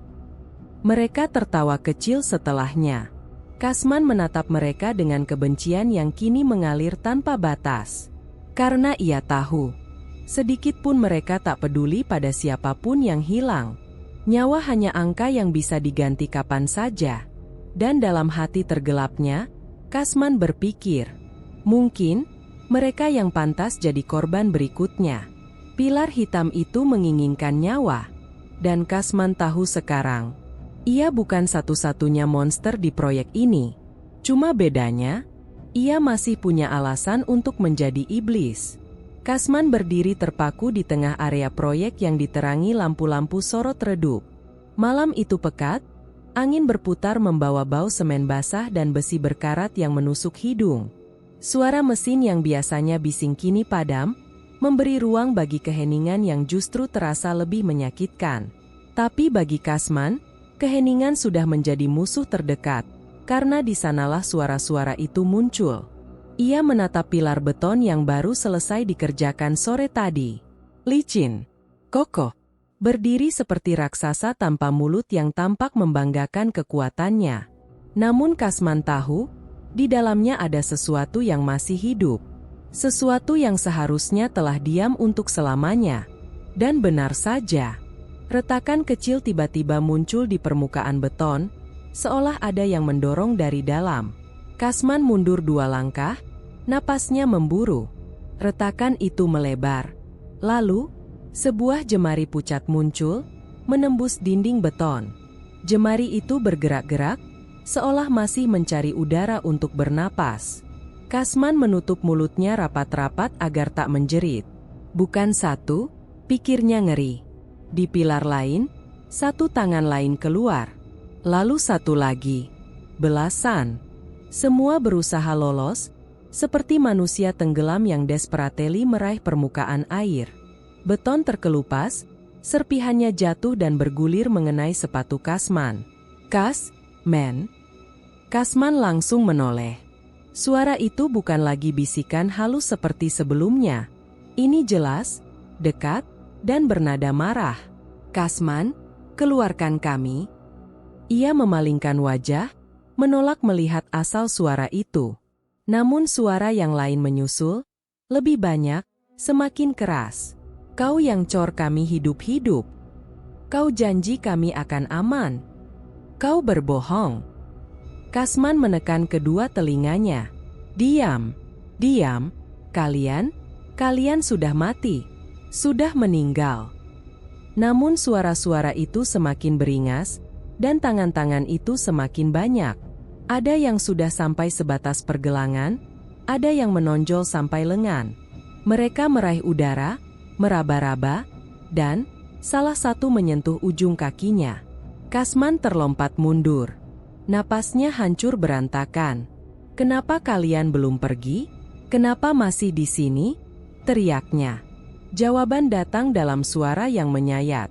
"Karena kaulah yang mengikat kami." Kalimat itu menggetarkan seluruh tulang Kasman. Ia berlari ke dekat barak pekerja. Beberapa pekerja sedang duduk, menyeruput kopi dan mengobrol kecil. Mereka menoleh ketika Kasman muncul, wajahnya pucat, keringat mengucur meski angin malam begitu dingin. "Bos, Bapak kenapa?" tanya Darto. Kasman membuka mulut namun tak ada kata keluar. Ia menelan ludah, memaksa berbicara sekuat tenaga. Kalian dengar sesuatu barusan?" Para pekerja saling pandang, bingung. Suara mesin tiang pancang maksudnya. Bocah itu tertawa kecil. Padahal udah mati mesinnya. Kasman menatap mereka dengan putus asa. Apakah hanya dirinya yang disiksa? Apakah yang lain tidak mendengar teriakan maut para korban? "Kalian jangan ke area pilar sebelum pagi. Ada masalah struktur," katanya dengan nada gentar yang berusaha ia tutupi. Darto menegakkan bahu. "Kalau ada bahaya, kita harus lapor pihak atas, bos." Dan itulah kalimat yang paling menakutkan bagi Kasman saat ini. "Tidak," sahutnya cepat, terlalu cepat. "Aku yang akan urus. Jangan ada yang dekat ke sana." Semua mata mengarah padanya, curiga. "Bos," suara Jono, pelan namun tajam, "aku lihat tadi siang helm Bapak lagi diisi paku. Itu buat apa?" Kasman langsung mematung. Tenggorokannya mengering. Kata-kata tercekat. Ia tak sanggup menjawab. Diamnya adalah jawaban yang lebih buruk dari kebohongan apapun. Jono berdiri, mendekat 1 langkah. "Ada pekerja yang bilang helm itu pernah dipakai korban pertama." Kasman mundur setapak. Nafasnya makin berat. Pandangan pekerja-pekerja itu berubah, penuh kecurigaan, sebagian ketakutan. Tiba-tiba dentuman keras terdengar dari area pilar, seperti sesuatu yang besar menghantam beton dari dalam. Semua pekerja menoleh. "Apa itu?" tanya Darto dengan suara parau. Kasman tahu mereka takkan percaya bila ia bilang itu tangan-tangan dari neraka yang menuntut balas. Tapi kini, ia sendiri tak punya banyak pilihan. "Kembali ke kamar kalian," teriaknya. Ini perintah. Para pekerja terdiam sejenak, namun akhirnya mundur perlahan, masih menatap penuh tanya. Ketika mereka menghilang di balik pintu barak, Kasman memijat wajahnya, tubuhnya bergetar hebat. Ia ingin berhenti. Ia ingin kembali menjadi pekerja biasa yang hanya memikirkan rokok dan makan siang. Ia ingin keluarganya tetap bahagia tanpa harus dibayar dengan nyawa orang lain. Tapi ia terjerat. Terlambat untuk mundur. Kasman memberanikan diri menatap kembali ke arah pilar. Kini tangan-tangan itu tak lagi sekadar menjulur. Mereka bergerak ke arahnya, menggurat tanah dengan kuku yang patah dan tertinggal di lantai, bergerak seperti laba-laba yang dipenuhi dendam. Kasman menjerit, akhirnya tak peduli lagi dengan harga diri atau rahasia gelap yang ia simpan. Tangisnya pecah. Maafkan aku, aku tidak punya pilihan. Tangan-tangan itu berhenti sesaat, seolah melihatnya, menghakiminya. Lalu suara itu datang lagi, kali ini dalam satu kesatuan yang mengerikan, ribuan bisikan menjadi satu kalimat. Kita akan menjemputmu saat waktunya tiba. Kasman terhuyung, kehilangan kekuatan. Ia berlutut, menatap pilar-pilar yang kini kembali diam, tangan-tangan itu menghilang seolah tak pernah keluar. Namun ia tahu satu hal, mereka tidak pergi. Mereka hanya menunggu. Kasman berdiri dengan sisa tenaga. Ia mengusap matanya, menyeka air mata yang terasa asin dan pahit.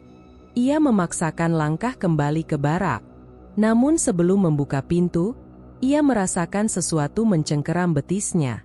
Sebuah tangan, dingin, keras, dan penuh dendam, keluar dari beton di bawahnya. Kasman menjerit lagi, kali ini lebih panjang, lebih hancur. Dan dalam teriakannya, terdengar bisikan yang menyelusup ke sumsum tulangnya. Kau berikutnya.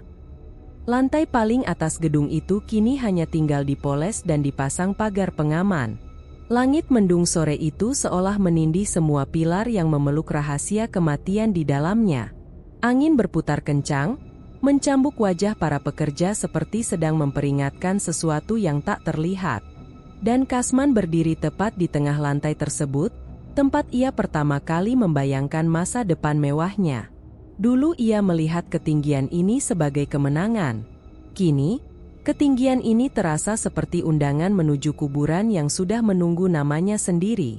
Helm hitam yang dulu ia dapat sebagai hadiah, iblis kini terasa lebih berat dari biasanya. Di dalamnya masih ada paku-paku yang sudah mengering oleh darah korban sebelumnya. Dirinya ingin melemparkannya ke bawah, menghancurkannya. Namun setiap kali ia berniat begitu, seolah ada tangan tak kasat mata yang menahan. Helm itu tak pernah bisa jauh darinya. Lantai terakhir, gumamnya pelan. Suara lain muncul di belakangnya. Tanpa langkah, tanpa bayangan. Dosa terakhir juga, Kasman. Kasman tersentak. Ia menoleh cepat. Tak ada siapa-siapa. Hanya hembusan angin yang membawa suara-suara samar dari pilar di bawahnya. Bibirnya bergetar. Aku sudah cukup. Aku sudah lakukan semua yang kau mau. Aku tidak mau lagi. Suara itu menjawab, tenang dan dingin. Kau mendapat semuanya, bukan?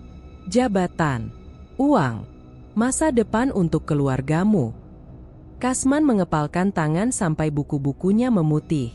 Karena kau paksa aku. Tawa pelan, tajam seperti pisau, bergaung di sekitarnya. Tidak, kau yang memohon. Ingatan pahit itu menembus pikirannya. Ia, yang dulu putus asa ingin mengubah nasib. Ia, yang sendiri mengucapkan sumpah pada malam gelap ditemani helm berisi paku dan iblis yang menawarkan jalan pintas.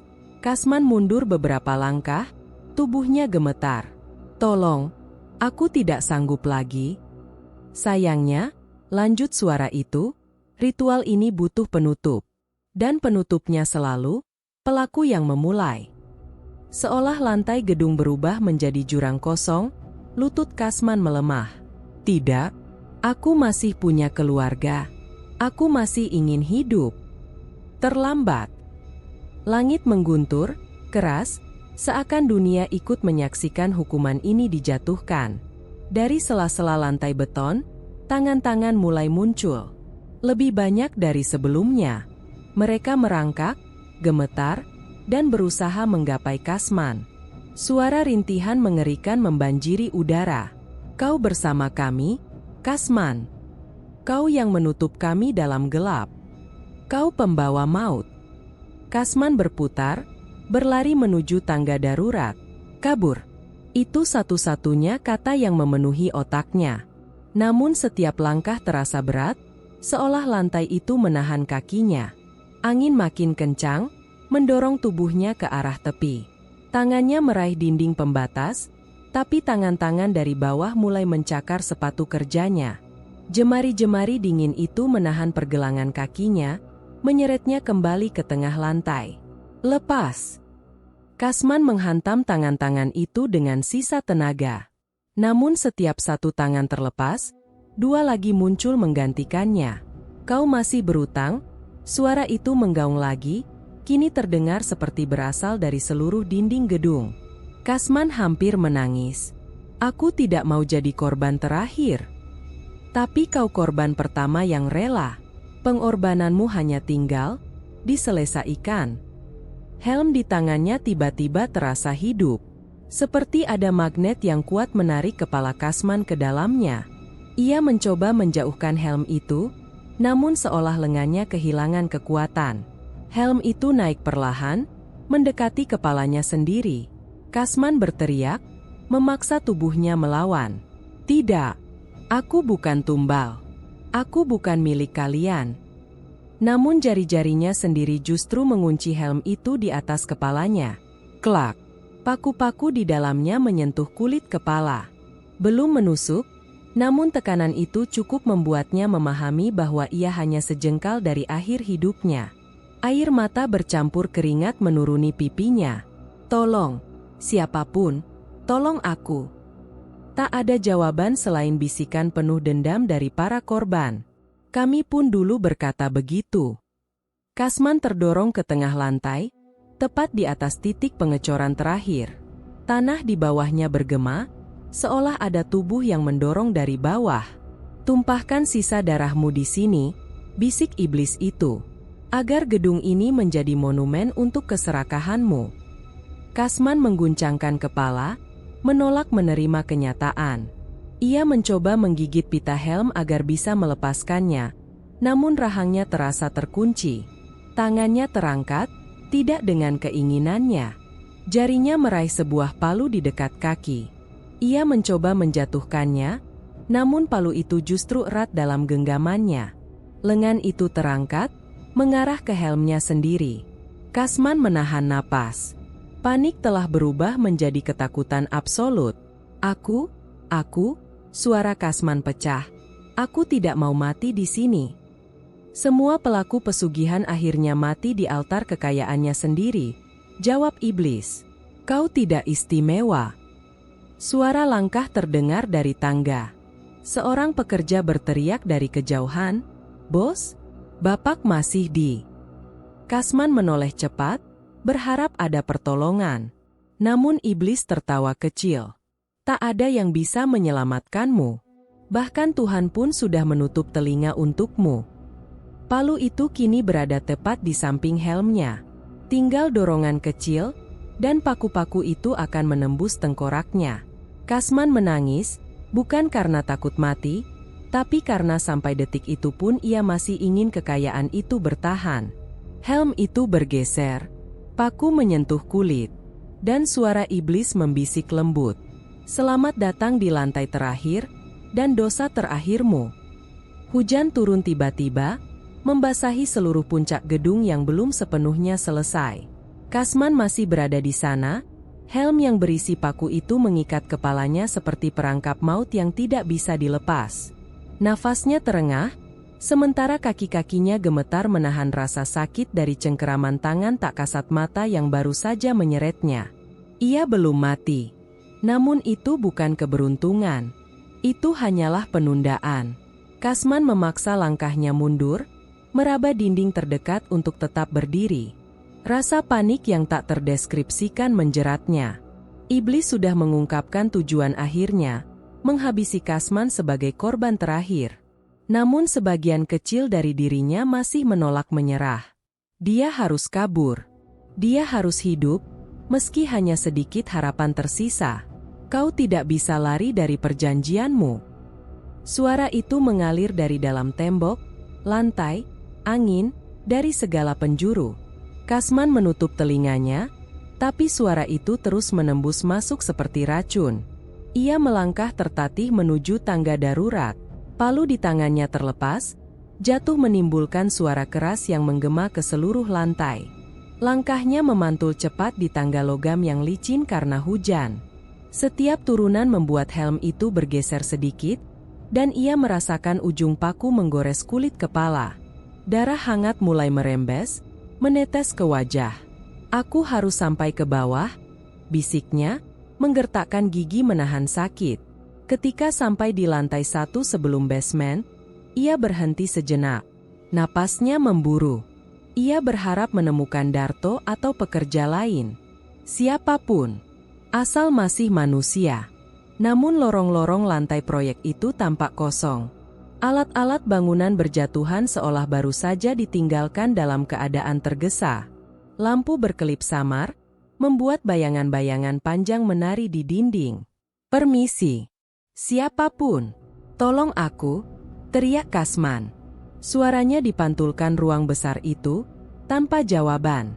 Ia berlari lagi, tapi langkahnya terganggu. Tiba-tiba sebuah plester besi jatuh dari atas, menghantam lantai tepat di depannya dengan suara menghentak yang hampir merobek gendang telinga. Kasman terjengkang mundur, menatap ke atas dengan napas yang tercekat.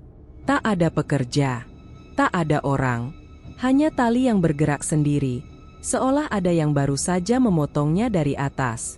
Kasman bangkit lagi, stumble namun memaksa tubuhnya maju. Ia tahu satu tempat yang aman, setidaknya untuk beberapa menit. Ruang penyimpanan material.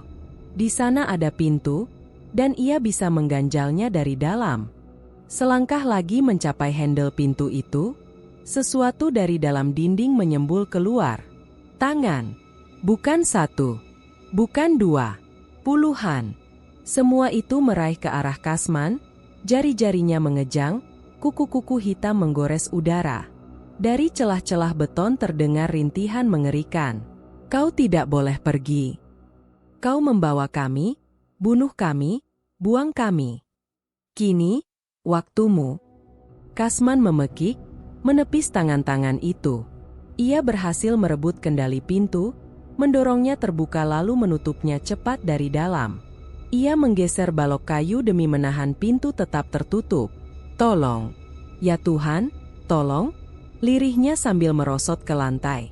Darah menetes dari bawah helm, menodai seragam kerjanya. Ia mencoba mencabut helm itu paksa, menarik sekuat tenaga, namun tali pengikatnya terasa seperti perpanjangan tulang tengkoraknya sendiri. Ia makin menarik, paku-paku di dalamnya semakin menusuk kulit. "Aark!" Ia menghentikan usaha itu sebelum paku benar-benar menembus. Suara bisikan kini terdengar tepat di telinganya. "Kau memilih ini. Kau yang memanggilku." Kasman menutup wajah dengan kedua tangan, memaksa dirinya tetap waras. "Aku tidak memanggil siapapun. Aku hanya ingin hidup lebih baik. Hidup lebih baik dengan menanam para sahabatmu dalam beton, dengan merampas napas mereka demi kekayaanmu. Kau pikir harga itu murah?"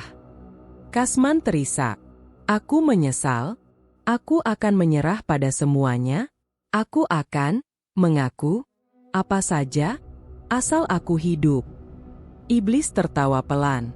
"Mengaku? Kepada siapa? Manusia? Mereka hanya akan membawamu ke penjara, bukan membebaskanmu dari kontrakku." Kasman terdiam. Itu benar. Tidak ada hukum manusia yang bisa membatalkan perjanjian ini. Ruangan itu mendadak bergetar. Debu turun dari langit-langit. Kasman menahan napas. "Apa yang kau lakukan?" "Ikutilah aku ke basement.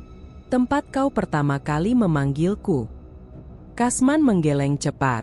Tidak, aku tidak mau turun lagi. Pilihanmu hanya satu. Pintu berderak kuat. Tangan-tangan dari luar menggedor, memaksa masuk. Balok yang menahan pintu mulai bergeser. Helaan napas para arwah terdengar semakin dekat, semakin lapar. Kasman mundur makin dalam. Ia meraih sebatang besi panjang. Senjata? Tidak. Hanya harapan tipis agar ia bisa bertahan sedikit lebih lama. Pintu itu terbuka setengah, tangan-tangan meraih dengan buas. Kasman menghantamnya dengan besi, menimbulkan suara dentang keras. Tapi mereka semakin banyak, semakin kuat, dan suara iblis menggema di seluruh ruangan. Lari kemana lagi, Kasman? Lapisan beton bangunan ini adalah kuburanmu sendiri. Kasman akhirnya menyadari. Setiap langkah, setiap dinding, setiap pilar kini menjadi musuhnya. Ia bukan lagi mandor yang berkuasa. Ia adalah alat, tumbal yang hanya menunggu waktu. Namun bagian terakhir dari dirinya, yang belum mati karena penyesalan, masih memaksa kaki untuk bergerak. Ia menendang balok penahan pintu, membuatnya terangkat sedikit dan memberikan celah untuk kabur ke arah berbeda. Dengan gerakan panik, ia menyingkir sebelum tangan-tangan itu berhasil menangkapnya. Tubuhnya melaju ke lorong gelap. Napasnya memecah keheningan.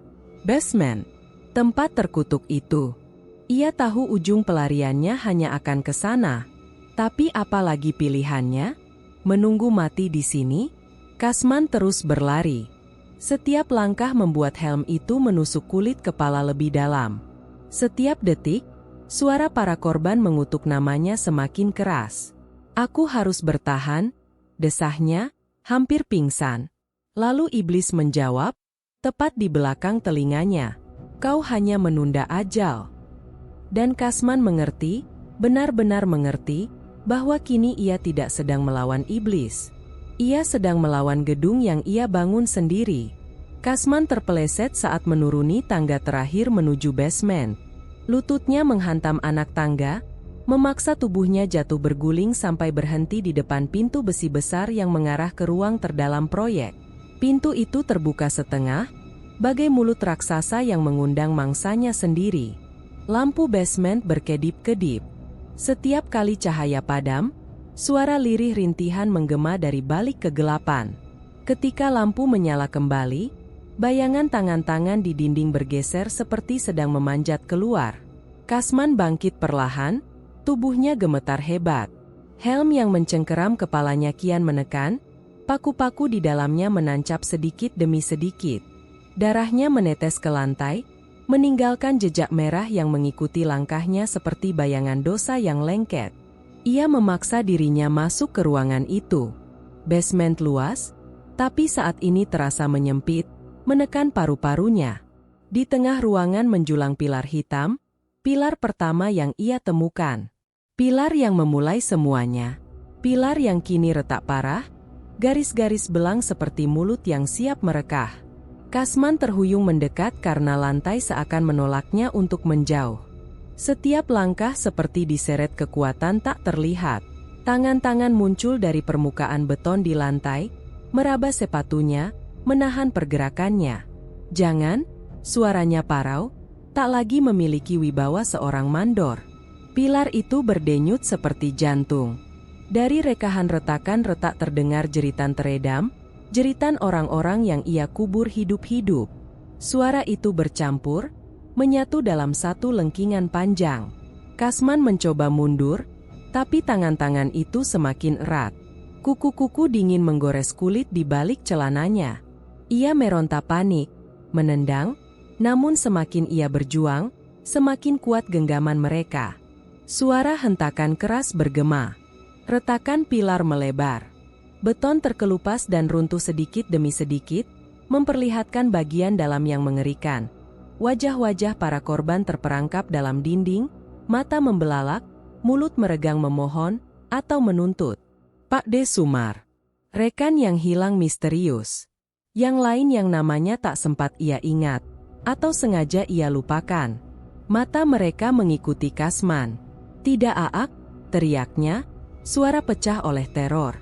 Pilar itu menyedot udara kuat, seperti pusaran maut.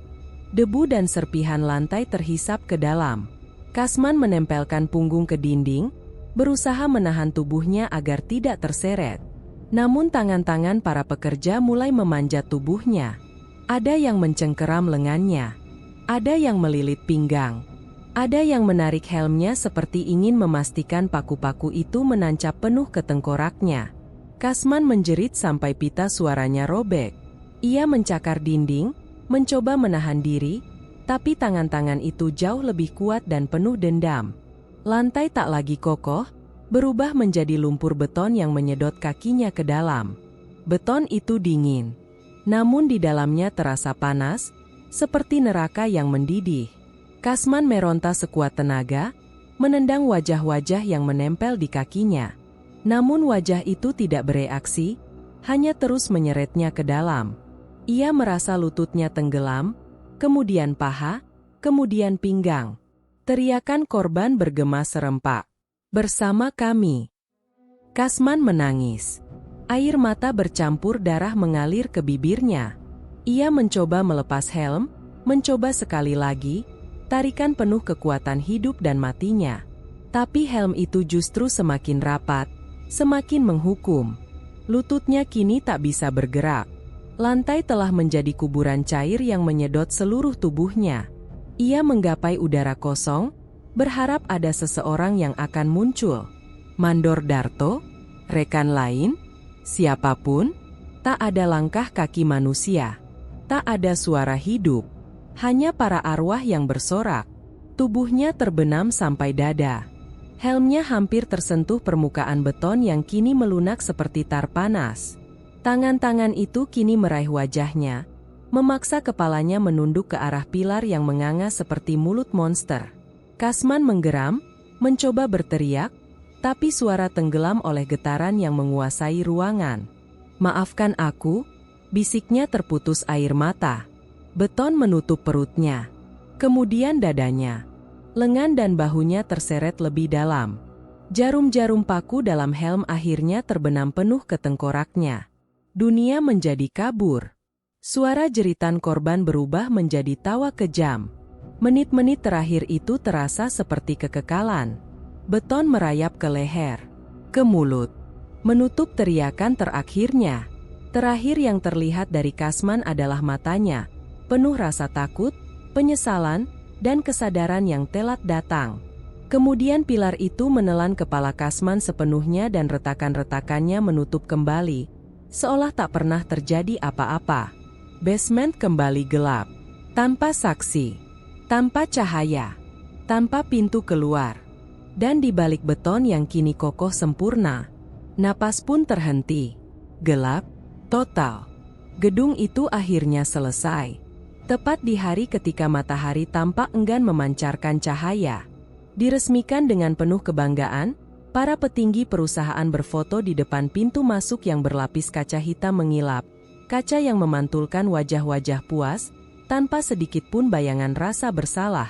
Kasman sudah tidak ada. Namanya hanya tinggal gosip samar yang lewat di telinga Mandor.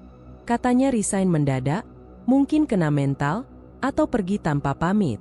Tidak ada yang benar-benar peduli. Tidak ada laporan hilang. Tidak ada pencarian. Semua berjalan seperti normal. Seolah tidak ada yang pernah salah di sini. Namun, di balik dinding kokoh itu, daging manusia masih tertahan di antara beton. Tulang-tulang menggantikan besi penegak struktur. Dan darah yang tidak pernah mengering, menjadi adukan terakhir yang mengikat semuanya. Gedung itu berdiri bukan sebagai prestasi manusia, melainkan monumen dosa. Malam pertama, penjaga baru yang bertugas hanya tersenyum puas. Gaji lumayan, kerja duduk, ruangan ber-AC. Ia menyalakan rokok, memandang ke atas gedung yang menjulang menyayat langit. Tepat jam 01.13, lampu koridor lantai 15 menyala sendiri.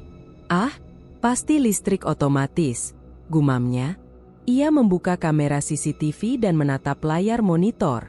Di koridor yang seharusnya kosong, ia melihat Setapak jejak lumpur memanjang di lantai marmer. Jejak itu membasah, bergerak pelan, seperti terinjak kaki tak kasat mata yang berjalan menuju lift. Si penjaga mengerutkan kening, mencoba memperjelas fokus kamera. Dan saat itu juga, tangan pucat menempel di layar, seolah menarik kamera dari dalam monitor. Sejurus kemudian, gambarnya hilang menjadi semut-semut piksel. Apa ini? Lift berdenting pelan. Pintu membuka perlahan. Di dalamnya tidak ada siapapun. Namun lantai lift tergores, seperti kuku-kuku yang menggaruk paksa, bersuara, krek, kraa. Si penjaga mundur satu langkah. Rokok terjatuh dan padam seketika. Bukan urusan gue, bukan urusan gue. Katanya berulang-ulang. Namun suara langkah kaki berlendir itu semakin dekat. Hak, hak, hak. Tepat ketika ia ingin lari, lampu pos mati. Gelap total. Ia merasakan napas dingin melayang di tengkuknya. Jangan pernah meninggalkan kami. Bisik suara gempal serak, suara yang berasal dari banyak mulut. Jeritan penjaga terputus tepat saat sebuah tangan kotor dan keras mencengkram wajahnya dari belakang. Hari berikutnya, resepsionis baru saja tiba saat menemukan darah mengalir dari celah lift sampai ke lobi. Basah, segar, dan pekat. Ia memandang sekitar, khawatir ini hanyalah prank kejam.